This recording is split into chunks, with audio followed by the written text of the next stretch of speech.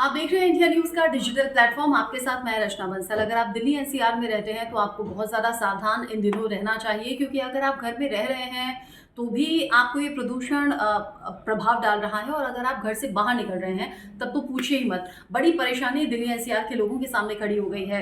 दिल्ली जहां पर AQI 400 और 500 से तो ऊपर ही बना हुआ है, और ये दिवाली के बाद से प्रदूषण बढ़ा है। दिवाली जब छोटी दिवाली थी उसमें 8 साल में पहली बार हुआ था कि हवा बहुत साफ थी।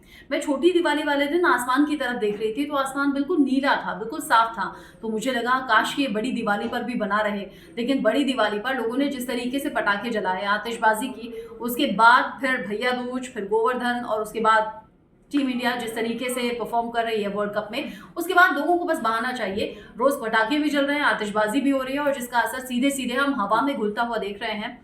अगर आप सांस के मरीज हैं तो आपको बहुत ज़्यादा दिक्कत सांस लेने में होगी। अगर आप सांस के मरीज नहीं भी हैं, जैसे कि मुझे सांस की कोई बीमारी नहीं है, लेकिन अगर मैं बाहर जाऊं तो गला अजीब सा सूखने लगता है, अजीब खराश होने लगती है, आंखों में जलन होने लगती है, और आपको एक बेचैनी सी महसूस होगी, सीने में भारीपन होगा। ये तो शुरुआती लक्षण है। अगर हम इसी तरह प्रदूषित हवा में सांस लेते रहें तो आप सोचिए हम हमारा और आपके फेफड़ों का हाल क्या होगा, या फिर इन फ्यूचर कुछ साल बाद हम लोग कितनी गंभीर बीमारियों से पीड़ित रहेंगे।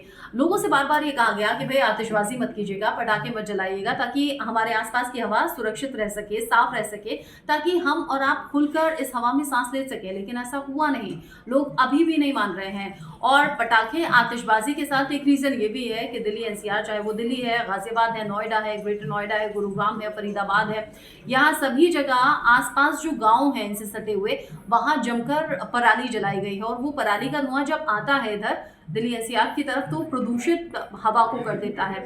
साथ ही साथ चूंकि सर्दियों का सीजन है, बहुत तेज हवा होती नहीं है, गर्मियों में फिर भी हवा चलती है, इसलिए नमी में भी ये सब कुछ प्रदूषण के कण यूं रुक जाते हैं, बैठे रहते हैं, उससे भी आप और हम बीमार होते हैं। साथ ही जो कंस्ट्रक्शन का काम जगह जगह हो रहा होता है, उससे परेशानी बहुत ज्यादा बढ़ जाती है। फेस्टिवल सीजन रहा, कई कई किलोमीटर लंबा जाम रहा, और इस जाम में जब गाड़ियां रुकती हैं, चूंकि थोड़ा सा चलेंगे फिर रुकेंगे, थोड़ा सा चलेंगे फिर रुकेंगे, लंबे जाम में यही होता है, और गाड़ियां कॉन्टिन्यूसली ऑन रहती हैं, और वो जो धुआं है वो निकलता रहता है गाड़ी से, यानी कि प्रदूषित वो हवा को पूरी तरह से कर देता है। ये ऐसे ही कुछ रीजंस हैं जिसकी वजह से प्रदूषण बहुत ज़्यादा बढ़ा है। और दिल्ली एनसीआर में AQI एक वक्त वो भी रहा पिछले दिनों जब 900 के पार पहुंच गया। खास तौर से आनंद विहार, RK पुरम, ये वो इलाके हैं जहाँ पर 999 तक दर्ज किया गया।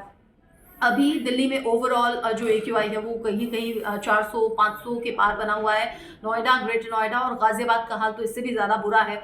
आपको अगर साफ हवा में सांस लेनी है, या फिर आपको अपने फेफड़ों को खराब नहीं करना है, आपको अपने परिवार की सेफ्टी का ख्याल रखना है, उनके स्वास्थ्य का ख्याल रखना है, तो थोड़ा कंट्रीब्यूशन आपको भी करना होगा। छोटे छोटे से रेमेडीज होती हैं, उपाय होते हैं जिन्हें आप गूगल कर सकते हैं, नेट पर देख सकते हैं कि प्रदूषण से बचने के लिए क्या करना है। साथ ही ये हवा प्रदूषित ना हो, इसको लेकर हमारा और आपका कंट्रीब्यूशन क्या हो सकता है। रेड लाइट ऑन है तो गाड़ी ऑफ कर लीजिए। पटाखे और आतिशबाजी से प्लीज़ किनारा कर लीजिए, क्योंकि हम बहुत साफ हवा वाली सिटी में नहीं रह रहे हैं। हम ऑलरेडी यहाँ प्रदूषण को झेल रहे हैं, और आपके और हमारे इस तरह से करने से प्रदूषण और ज़्यादा बढ़ता है। अगर आप आसपास किसी को भी कूड़े में आग लगाते हुए देखते हैं, या फिर किसी को जानते हैं जो पराली में आग लगाता हो, तो उन्हें रोक दीजिए। हो सकता है कि थोड़ा सा टाइम टेकिंग बाकी प्रोसेस रहे, लेकिन ये जो शॉर्टकट्स होते हैं वो आपकी और हमारी ज़िंदगी को भी शॉर्ट बनाते हैं। कई साल हमारे घट जाते हैं अगर हम दिल्ली एनसीआर की हवा में सांस लेते हैं, यहाँ रहते हैं तो। बाकी आपके शहर का AQI क्या है, आप कौन से शहर से इस वीडियो को देख रहे हैं, बताइएगा।